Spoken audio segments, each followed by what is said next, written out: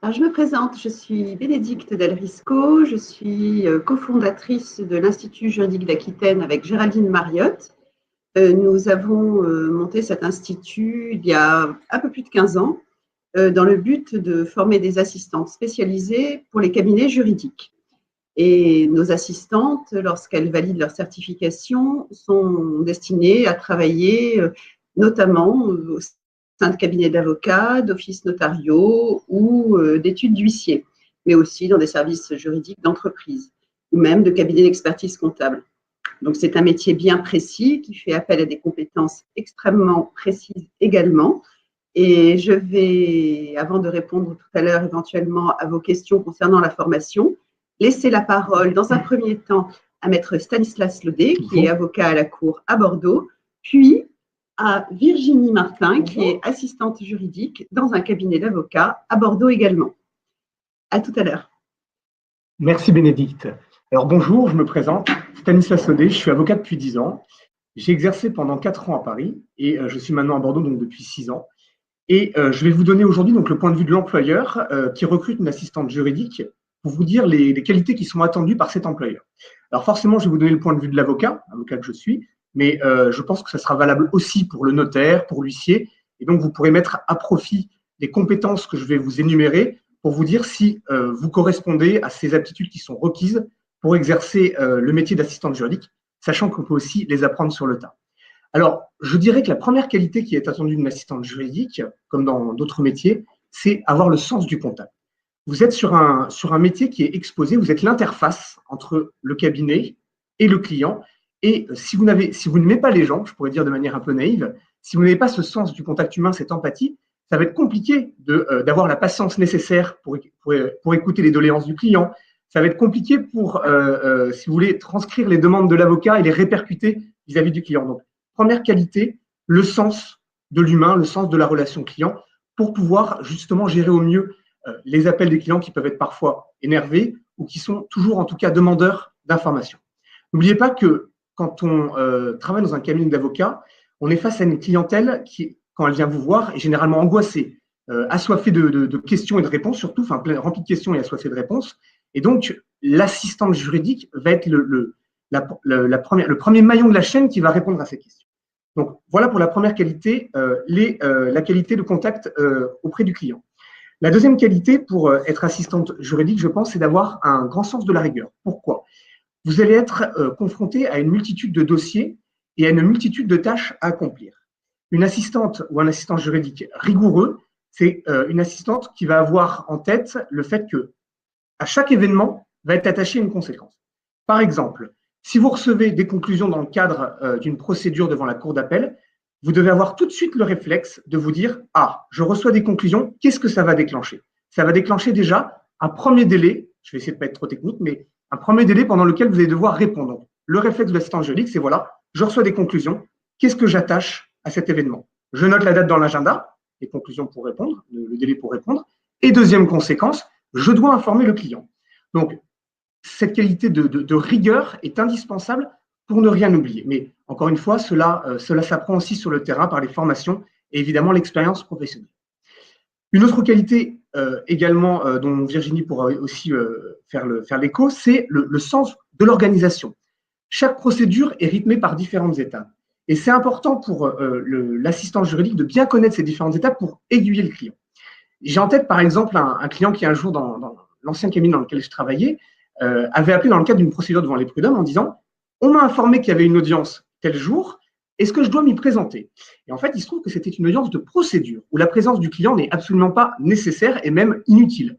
Et donc, si l'assistante juridique a un minimum donc de rigueur d'organisation et de compétences juridiques, elle est capable, sans avoir besoin de passer l'avocat client, de dire « Attention, monsieur Martin, monsieur X, ce n'est qu'une audience de procédure, votre présence n'est pas nécessaire. » Et donc, ça évitera au client de se déplacer pour rien. Et l'avocat sera content aussi parce que vous ne lui aurez pas passé ce coup de téléphone, non pas qu'il ne recherche pas le contact avec le client, mais l'intervention de l'avocat doit se réserver vraiment dans des domaines qui relèvent que de sa compétence. L'assistante juridique aussi, l'une de ses principales qualités, c'est elle essaye d'être autonome. En gros, elle essaye de faciliter le travail de l'avocat sans jamais se substituer à lui. Il faut en fait avoir le juste positionnement. Tout ce qui est de la compétence de l'assistance juridique elle doit pouvoir le traiter. Par exemple, si un client appelle pour savoir où on a un dossier, si c'est juste une question de date, l'assistante juridique est tout à fait apte à traiter cette question.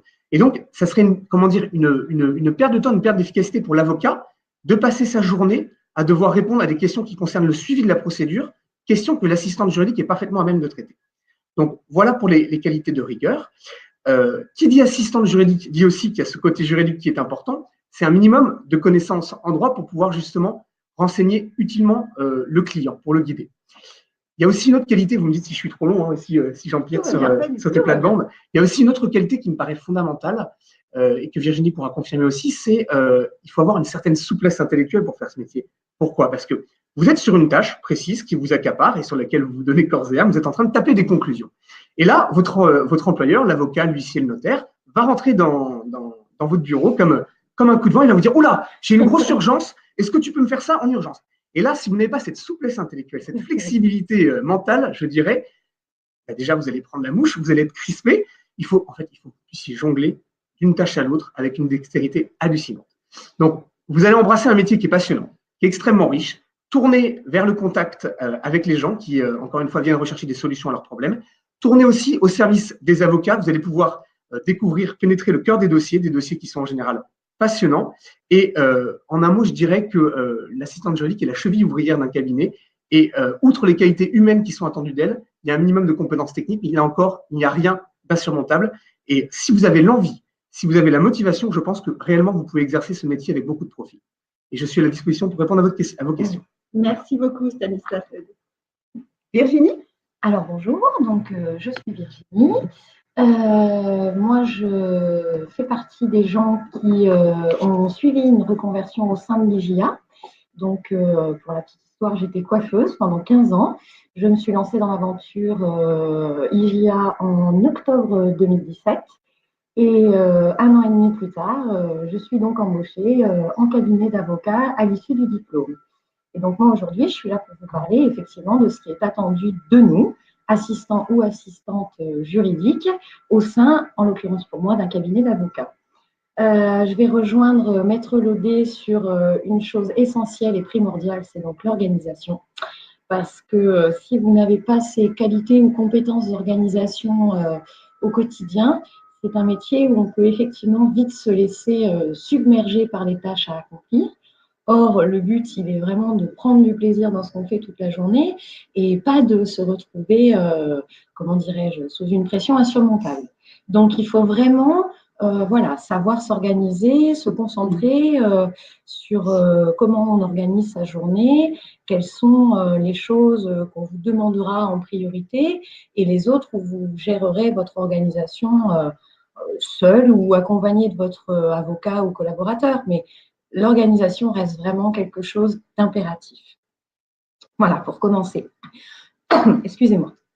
Ensuite, il faut quand même prendre conscience, comme disait Maître Laudet, pardon, que effectivement, l'assistant ou l'assistante juridique a quand même au quotidien une pression sur les épaules, que ce soit procéduralement, donc de par des dates à noter, des conclusions ou des directs experts à rendre dans des temps impartis et imposés par la juridiction. Donc, on n'a pas le choix, c'est comme ça. Le travail de l'assistante est vraiment de retranscrire toute cette organisation de calendrier de procédure du début, c'est-à-dire ça va de l'ouverture du dossier jusqu'à l'archivage de ce même dossier. Entre-temps, il peut se passer quelques années, hein, on ne va pas non plus, voilà. Mais il est vrai que vous aurez cette pression sur les épaules constamment. Donc, il ne faut pas prendre la mouche, il faut pas. C'est notre travail que de gérer l'agenda de l'avocat, des calendriers de procédure, parce qu'un avocat n'aura jamais qu'un seul dossier au sein de son cabinet. Donc, il faut quand même se dire que c'est quelque chose qui est impératif. Voilà. Il est vrai que c'est une expérience qui est formidable humainement et professionnellement. Quand on aime ça, quand on aime travailler comme ça, avoir beaucoup de travail, des responsabilités, parce que malgré tout, c'est quelque chose, c'est de la confiance qui s'installe au fur et à mesure du temps entre votre avocat ou vos avocats. En l'occurrence, moi, je suis en charge de 3 collaborateurs et un associé. Donc, ça fait pas mal de choses à gérer. Donc, à force, la confiance s'installe et les responsabilités vont en grandissant. Voilà, donc il faut aussi aimer ça, ce côté de se dire j'ai la charge de quelque chose et j'en suis fière. Parce que derrière, les choses peuvent avancer aussi grâce à vous, à moi, à qui de droit. Voilà, et je dirais également que la compétence, on va dire dans le trio des 3 compétences primordiales, c'est vraiment la discrétion. Il faut vraiment prendre en compte, comme disait Maître Levé, que les gens qui viennent, qui font la démarche d'un cabinet d'avocats, peu importe le domaine de droit, sont des gens qui sont effectivement dans la détresse, dans le questionnement, dans une recherche de réponse et surtout qu'est-ce qui va m'arriver plus tard. Voilà, donc ça engendre beaucoup de choses qui vont passer entre vos mains, que vous allez entendre, que vous allez voir. Et tout ça, on vous demandera aussi bien au sein de votre cabinet qu'en dehors, bien évidemment, d'être le plus discret possible. C'est-à-dire que, je donne un exemple et je pense que c'est logique pour tout le monde, mais on ne parle d'aucun dossier en dehors, on ne parle d'aucun dossier avec les collègues assistants qui sont dans d'autres cabinets ou autres structures, parce qu'on ne sait jamais ce qui peut se passer ou qui nous avons en face. Et vous pourriez vous retrouver avec votre responsabilité engagée et là, par contre, faire derrière engager la responsabilité de l'avocat, du cabinet et tout ce qui s'ensuit. Donc, c'est vraiment impératif. Et je dirais que si vous avez ces 3 qualités-là en vous, que vous êtes motivé, passionné, avec l'envie d'apprendre un nouveau métier ou de vous lancer dans ce métier, c'est vraiment quelque chose qui est très sympa. Et puis, pour ma petite expérience personnelle, au sein de l'IGA, on est très bien encadré, que ce soit de par les intervenants, donc, parce que j'ai eu Maître Laudet comme professeur à l'IGA, ou que ce soit avec Madame Del Risco ou son associé, vous serez et vous êtes très bien encadré tout le temps. Voilà, pour la petite histoire, nous avons donc 2 périodes de stage dans cette formation qui sont imposées. C'est grâce à mon 2e stage sur la durée d'1 mois, dans le cabinet d'avocat où je suis actuellement, que j'ai pu trouver du travail. J'ai eu la chance, sans même avoir encore passé le diplôme, d'avoir une proposition très intéressante et en CDI. Donc, tout ça, c'est dû à la motivation de chacun et à l'encadrement qu'on reçoit de la part des directrices de l'IGA. Voilà. Et je finirai en vous disant que c'est vraiment une expérience formidable, que si vous êtes une personne qui a envie de s'intéresser aux autres, lancez-vous sans hésitation. Même sans bagage juridique, hein, parce que, comme je vous l'ai dit en début d'intervention, donc j'étais coiffeuse. Pour la petite histoire, je suis diplômée d'un CAP et d'un brevet professionnel coiffure. Donc, j'avais effectivement le niveau bac de par mon brevet professionnel, mais initialement aucune connaissance dans le milieu du droit. J'ai tout acquéri grâce à l'IGA et à nos super intervenants. Voilà. Ah bah voilà, Nadège voudrait commettre une journée comme celle de Madame Martin. Donc Virginie, vous faites des envieuses dans votre journée de travail. En effet, ça donnait vraiment envie de faire comme vous. Alors, comment je pourrais vous structurer ma journée? Déjà, la première chose, le matin, les mails. Alors ça, accrochez-vous, attendez-vous à avoir une boîte mail très, très remplie avec beaucoup d'instructions, de dates. Toujours, voilà, donc le matin, en priorité, c'est la gestion des calendriers de procédure automatiquement. C'est vraiment la priorité. Ensuite, donc, il faut savoir quand même que moi, dans ma journée, j'ai, comme je vous l'ai dit, j'ai donc en charge 3 collaborateurs qui travaillent principalement par dictée. C'est-à-dire que je frappe toute la journée, principalement quand même, au quotidien, les courriers, les conclusions, les rédactions. Alors, je ne sais pas si tout le monde sait ce que c'est qu'une assignation. Pour faire simple, c'est l'acte qui va nous permettre de lancer une procédure, quelle qu'elle soit. Et donc, voilà, moi, je peux rédiger également ça parce que c'est dicté par les avocats. Donc, ma journée type, il y a bien 2 tiers de ma journée qui est remplie par de la frappe sous dictaphone. Ça, il faut quand même être conscient qu'il faut avoir une bonne maîtrise de la frappe également et de son ordinateur en général. Ensuite, je vais également vous parler d'un outil qui est impératif dans la vie de l'avocat, à savoir le RPVA. C'est-à-dire que ça, c'est un autre tiers de la journée et le dernier, où tout arrive. En réalité, le RPVA, c'est une boîte de messagerie entre avocats et juridiction, c'est-à-dire tribunaux, cours d'appel, tribunal de commerce, enfin tout ce qui est juridiction compétente pour être sur le RPVA, mais ça, c'est autre chose. Et donc, ça, c'est vraiment une gestion permanente et au quotidien, toute la journée. C'est-à-dire que toutes les heures en moyenne, il faut se connecter sur ce RPVA. C'est par ce RPVA que vous allez recevoir les actes, donc c'est-à-dire les conclusions, tout ça, ce dont vous parlez, Maître Laudet, tout à l'heure, c'est à l'arrivée des conclusions également que des dates vont être annotées. Donc, ça, c'est vraiment, ça fait partie de votre journée. Donc, il faut en gros, se souvenir, mail, frappe sous dictaphone, gestion du RPVA. Après, ça peut aller dans plein de choses. J'ai énormément de choses en ponctuel qui viennent dans la journée. Comme vous disiez, Maître Laudet, vous allez avoir des tâches, parce que là, je vous parle des choses qui vont être quotidiennes, mais dans une journée, il y a des urgences quotidiennes également à gérer. Donc, comme vous disiez, Maître Laudet, il faut savoir s'adapter très, très vite. Il y a des choses que vous n'aurez pas le temps de faire alors que vous avez prévu de le faire dans votre journée. Il faut savoir hiérarchiser le plus important à traiter dans votre journée. Et surtout, c'est l'avocat comment dirais-je, l'avocat de qui vous dépendez qui va vous aiguiller toute la journée avec des tâches à effectuer au quotidien. Et puis, ça se passe tout seul.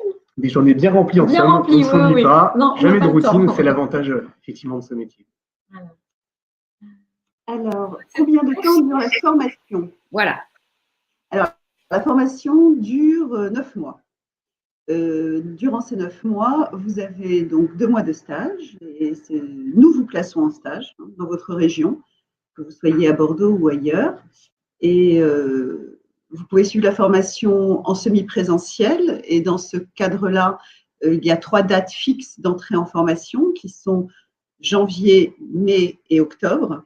Mais vous pouvez aussi suivre la formation totalement à distance et là, les entrées en formation sont constantes. Vous pouvez vous inscrire à n'importe quel moment de l'année. Voilà. Et nous vous plaçons en stage un petit peu partout en France. Vous avez aussi des questions, je vois, sur les évolutions possibles du métier d'assistante juridique. Alors ça, c'est une très, très bonne question parce qu'en effet, vous pouvez évoluer une fois que vous êtes en poste.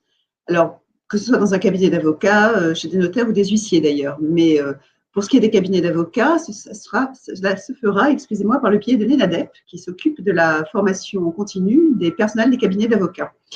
Et avec le titre d'assistante juridique, comme il est enregistré au RNCP au niveau 3, vous pouvez rentrer en 2e cycle de formation à l'ENADEP et en 3 ans obtenir une spécialisation. Il y a différentes spécialisations, ce qui donne le statut de clerc d'avocat. Alors, je ne sais pas si Virginie Martin a entamé la démarche, j'espère bien que oui. Voilà, mais c'est parfait. J'intègre l'ENADEP à Bordeaux également. Parce qu'il faut savoir qu'un clerc peut faire à peu près tout ce que fait un avocat, sauf plaider. Mais donc, il peut travailler sur le fond des dossiers, ce qui est quand même très intéressant. Et il existe les mêmes procédures chez les notaires ou les huissiers. Donc, voilà, quand vous entrez dans cette profession, ce n'est pas quelque chose de figé. Votre métier peut encore évoluer et c'est très important parce que je pense qu'on a tous besoin de savoir que les choses peuvent bouger et évoluer. Il faut quand même préciser également au niveau de l'ENADEP que la formation ENADEP est financée à 100%. La seule chose qu'il vous faudra, ce sera l'accord de l'avocat qui vous emploie. Mais la formation est gratuite. Voilà, donc c'est un avantage également non négligeable. Pour se former, c'est plutôt sympa. Et imaginons que l'avocat aura tout intérêt que vous montiez en gamme et donc il ne manquera pas de donner son accord pour que vous soyez plus compétent. Exactement. Qui dit plus de compétences, dit plus de tâches à effectuer dans la journée. Donc c'est… Voilà, c'est plus de tâches avec une valeur ajoutée. Exactement, voilà. Et plus de tâches qui pourront décharger l'avocat, le notaire ou l'huissier. Donc tout ça est très vertueux et permet vraiment une belle évolution professionnelle. Alors, une question d'Émilie sur la possibilité de faire un stage. Moi, ce que je vous propose, Émilie, vous pouvez m'envoyer votre CV. Alors, je ne sais pas si on peut faire passer, Émilie, les coordonnées du bien cabinet. Bien sûr, mais qu'Émilie nous envoie un mail hein, et nous verrons ça ensemble. Bien sûr, sans aucune difficulté. Et je pense que Virginie pourra aussi répondre à une petite enquête professionnelle. Ce qu'il faut savoir, c'est qu'en effet, hein, notamment les pôles emploi demandent souvent une immersion en milieu professionnel, une IMP, qui dure en moyenne 1 semaine, et une enquête professionnelle. Alors, lorsque nous montons les dossiers de financement avec nos stagiaires, une fois qu'on a accepté leur candidature, bien évidemment, on leur apporte notre soutien logistique, entre guillemets, pour pouvoir faire ce stage, un petit peu cette immersion qui est un stage d'observation, hein, mais pour valider leur projet et le rendre plus concret et plus séduisant pour le conseiller Pôle emploi. Donc, oui, bien sûr, nous sommes à la disposition de nos futurs stagiaires pour les aider dans ces démarches. Il n'y a aucun souci. Laura nous demande si nous pouvons utiliser le CPF pour cette formation. CPF classique et CPF. Bien évidemment, aussi bien le CPF classique que le CPF de transition professionnelle, puisque nous sommes éligibles au CPF et enregistrés au RNCP. Donc, en fait, la formation est éligible à tous les types de financement. Cela va seulement dépendre de votre situation au moment où vous ferez la demande. Alors, Anne-Laure nous demande s'il y a de la recherche documentaire dans les missions de l'assistante juridique. Alors, la recherche documentaire, alors je donne juste mon point de vue, relève plutôt à mon sens du rôle du stagiaire élève avocat. Alors, fatalement, je pense qu'à titre accessoire, la secrétaire peut être amenée à parcourir ce terrain, mais ce n'est pas le cœur de sa mission au sens, Anne-Laure, où si vous demandez si le rôle de l'assistante juridique, c'est de trouver des réponses à des questions juridiques, ça c'est plutôt le rôle du stagiaire, de faire de la recherche, stagiaire et l'avocat, et de l'avocat. En revanche, recherche documentaire, si c'est retrouver dans des dossiers certaines pièces, au sens recherche documentaire spéléologie, là je pense qu'effectivement, ça relève de l'assistante juridique. Je ne sais pas si vous partagez mon point de vue, mais… J'aime bien l'exemple de la spéléologie. Il faut mettre son casque et sa lumière pour être dans la salle des archives. Salon professionnel, oui, bien sûr. Nous sommes au salon professionnel le 4 et le 5 et le but, c'est vraiment de rencontrer des personnes et de répondre à leurs questions. Donc, n'hésitez pas à nous rejoindre sur notre stand. Nous répondrons à toutes vos questions avec grand plaisir. La durée du travail, je crois. Oui, la base de semaine et revenu moyenne. Alors, les revenus, ça va vraiment dépendre quand même des cabinets. En moyenne, sincèrement, je voudrais… Pardon. Oui, la convention collective de personnel d'avocat avec des minima qui sont fixés. Et après, c'est en fonction de vos compétences, vos diplômes, et ça peut évoluer aussi. L'ENADEP fait gagner ce qui est appelé au sein de la convention collective d'avocats des points ENADEP, par exemple. Donc, c'est-à-dire que quand vous avez la certification de l'IGA et que vous continuez, chaque année d'ENADEP vous donnera des points de gagné, ce qui va générer une petite augmentation, enfin petite, je ne sais pas, mais augmentation sur votre salaire au final. Maintenant, la base d'heures semaine, en ce qui me concerne, j'ai commencé à 35 heures, même pas 6 mois après, je suis passée à 39 heures. Donc, il y a vraiment du travail. Comme on l'a précisé tout à l'heure, les journées sont très remplies et c'est surtout un métier qui est en recherche.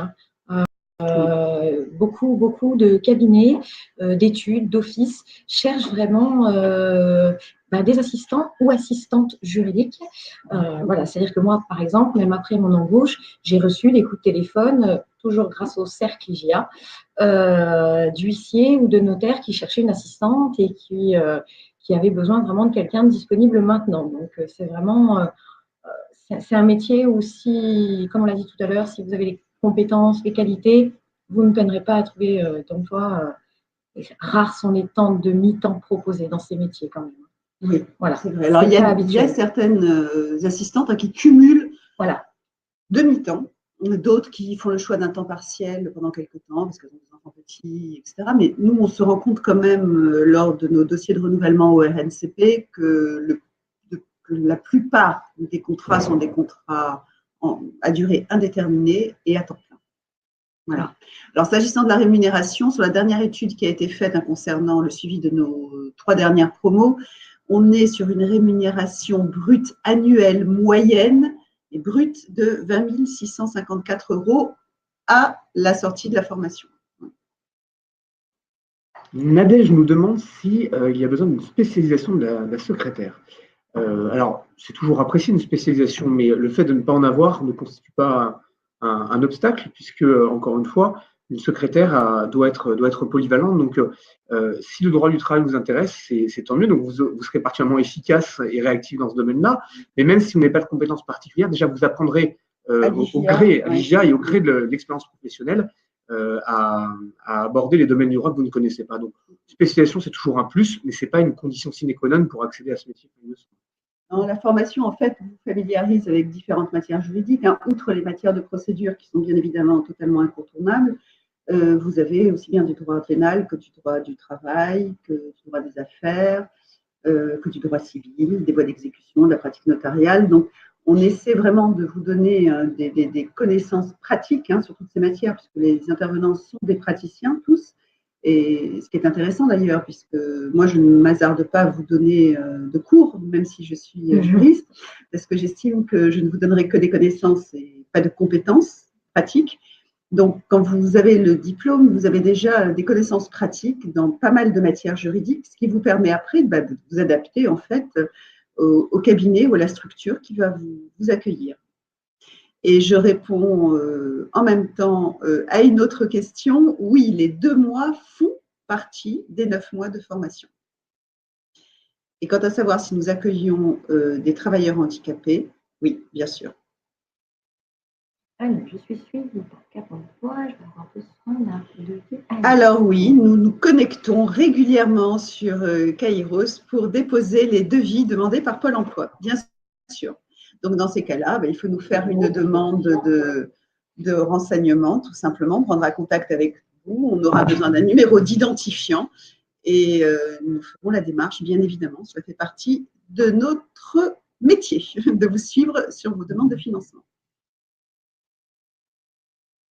Est-ce qu'il y a des questions auxquelles nous n'aurions pas répondu parce que nous ne les aurions pas vues?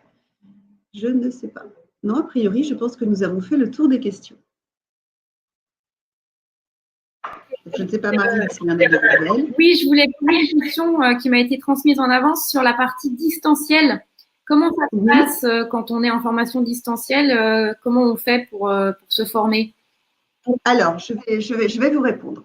Je vous disais tout à l'heure qu'il y avait 2 façons de suivre la formation, en e-learning pur ou en semi-présentiel.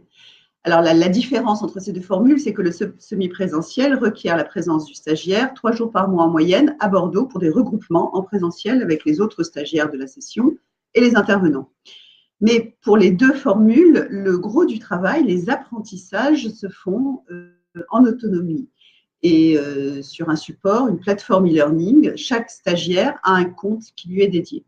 Ce compte qui lui est dédié lui donne accès à un espace de travail sur lequel il trouve tous les cours, donc rédigés par les intervenants, les exercices à rendre pour progresser et acquérir les compétences qui vont lui être demandées, et puis la possibilité de dialoguer avec les intervenants directement depuis cette plateforme, puisqu'il peut poser des questions aux différents intervenants tout au long de sa formation. En parallèle, quand un stagiaire s'inscrit, il est inscrit par l'IGIA à 2 autres formations qui sont le projet Voltaire pour le français, parce que je ne sais pas si ça a été suffisamment souligné, mais la maîtrise parfaite de l'orthographe. Ça va sans dire. C'est tellement logique que je crois qu'effectivement… C'est tellement logique, en fait, c'est un prérequis, voilà, oui. mais c'est un prérequis essentiel. Donc, nous inscrivons tous nos stagiaires au projet Voltaire. Comme ça, pas de surprise à l'arrivée. Et nous les inscrivons aussi à une formation en bureautique à l'INSUP. Voilà. Que ce soit en e-learning ou en semi-présentiel, les stagiaires bénéficient toutes les 2 semaines d'un entretien webcam avec mon associée Géraldine Mariotte ou moi-même, et nous vous suivons pédagogiquement. Nous vous accompagnons dans le cheminement en fait vers la certification, c'est-à-dire qu'on va vous expliquer comment aborder telle et telle matière, comment travailler telle et telle matière de concert, et puis vous aider à résoudre des problématiques logistiques et parfois même humaines, parce que parfois vous avez des moments de découragement comme tout le monde, et que c'est bien agréable dans ces moments-là de pouvoir s'épancher un peu et discuter 5 minutes et désamorcer les choses. Donc c'est vrai que l'accompagnement est primordial hein, quand il s'agit de distanciel pour pas que les stagiaires se sentent isolés. Voilà. Et je précise aussi que, je l'ai dit tout à l'heure, mais il est bon de le rappeler, c'est que si vous êtes dans n'importe quelle région de France, et même en dehors de la France métropolitaine, les stages se déroulent dans votre région, bien sûr. On ne vous impose pas de venir sur Bordeaux faire votre stage. Une question d'Anne-Laure qui demandait quelle est la différence entre la formation présentielle et semi-présentielle. Alors, la différence entre la formation en présentiel et semi-présentiel, c'est qu'il n'y a pas de formation en présentiel, donc il n'y a pas de différence, puisque la formation se suit soit en semi-présentiel, soit en e-learning.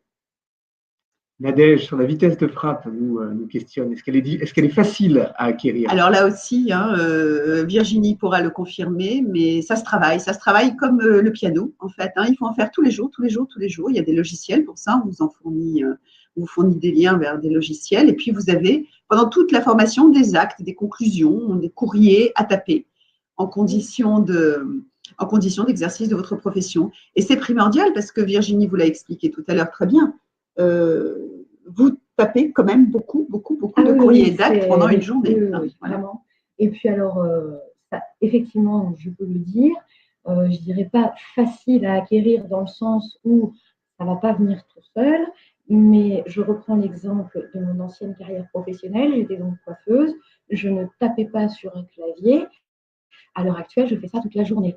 Donc, toujours pareil, ça, je l'ai appris au sein de l'IGIA et je l'ai pratiqué tous les jours. Et puis, j'améliore encore au fur et à mesure ma vitesse de frappe. Alors, attention, je vous ai dit qu'effectivement, les journées étaient bien remplies.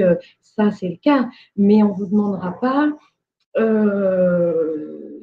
de taper quelque chose qui vous prendrait une demi-heure en 5 minutes. Les avocats sont quand même relativement conscients de la charge de travail, donc on ne vous demande pas non plus une vitesse de frappe. N'est-ce pas, maître Laudet? Il ne faut pas confondre vitesse et Voilà. précipitation. Voilà, même si je n'étais pas conscient maintenant, je le suis. Et je Oui, me rends compte que j'ai pu voilà. être trop dur et je m'en veux. Mais non, on préfère évidemment que vous passiez quelques minutes de plus pour nous rendre un projet qui soit bien réfléchi, bien tourné, plutôt que quelque chose truffé de fautes d'orthographe et d'approximation. Donc non, toujours trouver l'équilibre, mettre le curseur au bon endroit entre l'efficacité, la rapidité et la qualité du travail attendu. Alors, Cécile nous demande si son employeur peut refuser ces 9 mois de disponibilité. Alors, oui, bien sûr.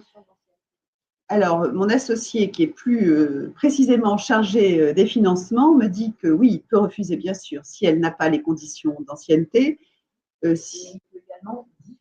Mais il peut aussi différer. Alors, il y a une autre solution, c'est de faire la formation en temps de travail. Voilà. Mais si vous faites la formation en temps de travail, de toute façon, il faudra vous libérer pour le stage qui fait intégralement partie du référentiel de la certification. Il doit répondre dans 30 jours. Oui, l'employeur doit répondre dans un délai de 30 jours, me dit-on. Et silence vaut acceptation. Et silence vaut acceptation. Réponse, bien évidemment, écrite. Je vous le conseille pour l'avoir vécu. D'accord. Toujours des preuves. Toujours. Fondamentales. Voilà, des réflexes de juriste. Oui. Quelles personnes seront présentes le 4 avril au salon? Alors, je serai présente au salon et mon associée Géraldine Mariotte aussi. D'ailleurs, je vais lui demander de venir nous faire un petit coucou, puisque vous ne l'avez pas vu, on ne peut être que 3. Et vous allez voir, la voilà, elle existe. Bonjour à tous et à toutes. J'ai suivi le webinaire et je regardais vos questions également au fur et à mesure. On sera présente, Bénédicte et moi, sur le salon professionnel à Bordeaux pour répondre à vos questions. Et pour ceux qui ne sont pas à Bordeaux, nous serons également à Poitiers, me semble-t-il, au mois de juin. Et puis après, à Nantes, voilà, il y en a à Nantes, Lille et peut-être Lyon. Voilà. On fait un petit peu le tour de France. Mais vous pouvez également nous appeler pour poser vos questions ou nous envoyer un mail. On vous répond aussi rapidement possible sur toutes les questions de financement. On est là pour ça. Merci de votre écoute. Merci Géraldine. Alors, la compétence bilingue d'une assistante juridique, alors est-ce que c'est recherché par certains cabinets de Bordeaux? Je ne sais pas trop, Bordeaux. Pour les cabinets en fait qui traitent les cabinets internationaux en droit des affaires où il y a beaucoup d'anglais, je pense qu'avec une compétence appréciée. Par contre, pour un cabinet de taille moyenne plutôt généraliste, ça ne sera pas une compétence nécessaire. Donc, ça s'adresse vraiment plutôt aux gros cabinets qui traitent majoritairement un contentieux de droit des affaires. C'est plutôt des cabinets parisiens, en fait, Oui. pour dire les choses tout à fait simplement. Après, à Bordeaux, il me semble quand même que ça peut être un atout dans des cabinets qui traitent du droit des étrangers, parce que notamment, tout ce qui concerne le contentieux des étrangers en situation irrégulière, souvent l'anglais et la langue un petit peu pratiquée par tout le Et monde. puis, il mais faut bon. dire que quand même, la question est une bonne question, puisque pour l'avoir pratiquée dans mon cabinet, du fait que nous pratiquons très peu le droit à l'international, disons, dans cette traduction, il faut savoir que les cabinets d'avocats, quand ils ont besoin de faire retranscrire leurs actes, que ce soit une assignation, un jeu de conclusion ou autre, ils sont obligés de faire appel à une société de traduction, donc société qu'il faut rémunérer. Donc effectivement, si l'assistant ou l'assistante, selon le cabinet dans lequel il se trouve, peut avoir effectivement cette compétence, ça peut être un point intéressant également pour votre employeur, forcément. Ça allierait les compétences, une économie de l'autre côté, et puis peut-être que ça apporterait, allez savoir, un marché supplémentaire au cabinet. Donc, c'est pas un défaut. C'est toujours un atout. Voilà, exactement. La maîtrise parfaite d'une langue étrangère. Maintenant, c'est vrai que sur Bordeaux, j'ai plus ou moins pratiqué l'espagnol plus que oui, l'anglais. plus. Voilà. Quand même, la proximité avec la frontière espagnole fait que le contentieux est plus riche dans ce domaine. Ouais. Alors, Nadège rebondit sur le sens de l'humain, qualité que j'ai évoquée pour être secrétaire. Et Nadège me demande si être trop sensible, ça devient un défaut. Eh bien, cher Nadège, la manière dont vous formulez la question, vous y répondez, puisque être sensible est une qualité, ça permet d'avoir une empathie vis-à-vis du client. Être trop sensible, pour le coup, oui, ça devient un défaut. C'est comme quand quelqu'un est dans un trou, si vous voulez, je reprends souvent cette expression, si vous êtes trop loin de la personne, pas assez sensible, eh bien, vous ne pourrez pas lui tendre la main pour la sortir du trou. Par contre, si vous tombez dans le trou avec cette personne, vous n'allez pas l'aider. Donc, encore une fois, tout est question de juste positionnement. Il faut avoir une sensibilité qui ne soit pas trop à fleur de peau, mais il ne faut pas être aussi un monstre de froideur, puisque vous n'allez pas avoir envie de vous dépasser pour les gens. Donc, encore une fois, dans les rapports humains, la bonne distance, de la sensibilité, de l'empathie, mais par contre, ne pas se laisser, déborder, bouffer, si je peux employer cette expression triviale, par les soucis des gens. Voilà le bon positionnement, il me semble. Alors, non, ça n'est absolument pas incompatible avec un service juridique en entreprise. Je le disais en introduction, les services juridiques ont besoin aussi d'assistants spécialisés. Alors, il y a de plus en plus quand même d'entreprises, notamment, là je parle de la région bordelaise, alors à Paris, ça ne pose aucun souci, les sièges d'entreprises ont des services juridiques et bien évidemment des assistantes. À Bordeaux, il y a de plus en plus d'entreprises qui ont leur service juridique. Et bien sûr que ça peut être tout à fait un atout pour un service juridique de recruter une assistante avec des compétences juridiques et pas seulement des compétences de bureautique et de secrétariat. Sabine nous demande si la reconversion professionnelle est en plein bouleversement. Avez-vous l'impression que cela représente un frein au financement de la formation? Absolument pas, mais absolument pas. Alors c'est vrai qu'il y a des bouleversements, des nouvelles règles, des nouvelles procédures qui se mettent en place. Mais à partir du moment où la structure qui vous accueillera en formation coche toutes les cases requises, enregistrement RNCP, Datadoc, éligible CPF, il n'y a aucune raison. Au contraire, tout est fait pour que la majorité des personnes puissent avoir accès à la formation professionnelle. Et ça passe notamment par un encouragement des centres de formation à développer le e-learning. Voilà. Donc non, pas du tout. Ça n'est absolument pas un frein. Le but de cette réforme n'est certainement pas de freiner, mais de rationaliser tout simplement le processus de financement. Voilà. Et les plafonds Pôle emploi, en plus, ont été relevés. Donc non, pas du tout. Et puis il y a aussi quelque chose de très intéressant, c'est que très prochainement, ça n'est pas encore le cas pour l'instant parce que tout n'est pas prêt, mais les CPF pourront être mobilisés directement par les stagiaires, par les salariés, et ils ne seront pas obligés de passer par Pôle emploi pour les mobiliser. Ça sera totalement autonome. Donc non, au contraire, je pense que le financement de la formation n'est absolument pas en danger. Sur Bordeaux, y a-t-il beaucoup de cabinets qui cherchent d'assistantes juridiques? Quels sont les moyens pour trouver un emploi à Bordeaux? Alors, oui, effectivement, alors on en a parlé tout à l'heure, il y a une forte demande en la matière. Les cabinets ont de plus en plus besoin d'assistantes juridiques compte tenu de l'évolution du contentieux, du nombre de matières à traiter. Donc, je pense qu'effectivement, il y a beaucoup de demandes de ce point de vue-là. Moi, si je peux me permettre, je vous invite à vous connecter sur le site du barreau de Bordeaux pour que vous puissiez vous rendre compte par vous-même de toutes les demandes d'emploi de la part de cabinets et sur Indeed, enfin tous les moyens de recherche d'emploi que vous connaissez. Déjà, rien que sur le site du barreau de Bordeaux, allez regarder par vous-même et vous vous rendrez compte qu'effectivement, il y a une énorme demande. Il y a beaucoup de postes proposés à tous les types, tous les niveaux. Donc, c'est vrai que vous ne serez pas, comment dirais-je? Écoutez, de toute façon, nous, on a des chiffres. Voilà. On a des chiffres. Nous sommes tenus, vous savez, l'enregistrement au RNCP, c'est-à-dire au Répertoire national de la certification professionnelle, implique que l'on fournisse donc différentes commissions devant lesquelles nous présenter le dossier, le suivi des stagiaires sur les 3 dernières promos à la date du renouvellement. Et les chiffres parlent d'eux-mêmes puisqu'ils démontrent que 80% des titulaires de la certification trouvent un emploi dans les 3 mois qui suivent la fin de la formation. Ce qui veut dire qu'il y a quand même réellement du travail. Voilà. Alors, si l'on souhaite candidater à la formation, quelle est la première démarche à faire? Eh bien, il faut tout simplement renvoyer son dossier de candidature. Voilà. Et dès que nous recevons le dossier de candidature, nous convoquons le candidat ou la candidate à un entretien d'admission. Alors, Nadège me demande, puis-je vous demander quelle formation aviez-vous choisi et comment gériez-vous votre journée, sans rentrer bien sûr dans votre vie privée? C'est-à-dire que moi, j'ai eu la chance de faire partie d'une promotion IGA, donc il y a 2 ans maintenant. 2 ans, oui, 2 ans, qui était la dernière formation proposée en présentiel totalement. Donc, vous ne rentrez pas dans ma vie privée, je vais vous le raconter. Moi, j'ai changé de vie complètement. C'est-à-dire que la formation, je l'ai choisie en regardant un petit peu ce qui était proposé partout en France, puisque j'ai la chance, entre guillemets pour ça, d'être une femme sans enfant. Donc, je n'avais pas d'attache, ce qui fait que j'ai pu partir très vite. J'arrive de Perpignan, donc c'est pour vous dire. Et mes journées s'organisaient de telle sorte que de 9h à 17h, on était encadré par l'IGA. Et en rentrant à la maison, par contre, c'était de nouveau, je dirais, en moyenne au moins 2 heures en plus pour reprendre tout ce qui avait été dit la journée, apprendre, parce qu'on ne va pas se mentir, il y a des choses qu'il va falloir apprendre par cœur. Et voilà, et principalement également, je prenais beaucoup de temps parce que je prenais volontairement mes cours en salle de cours par écrit pour pouvoir les taper le soir à la maison pour, pareil, toujours augmenter ma vitesse de frappe et l'améliorer surtout.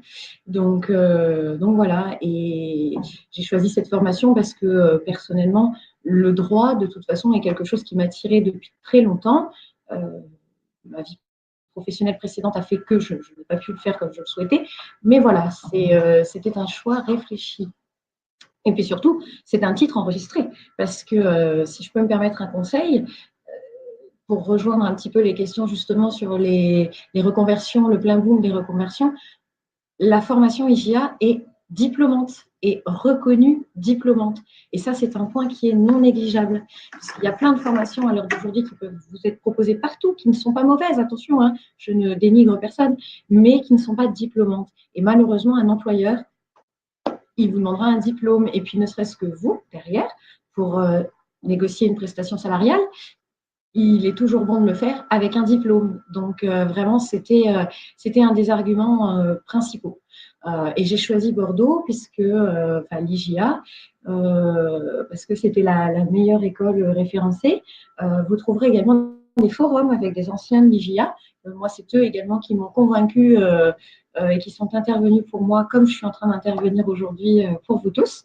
Donc, n'hésitez pas, il faut que vous soyez sûrs, vous, de vous lancer dans la bonne formation.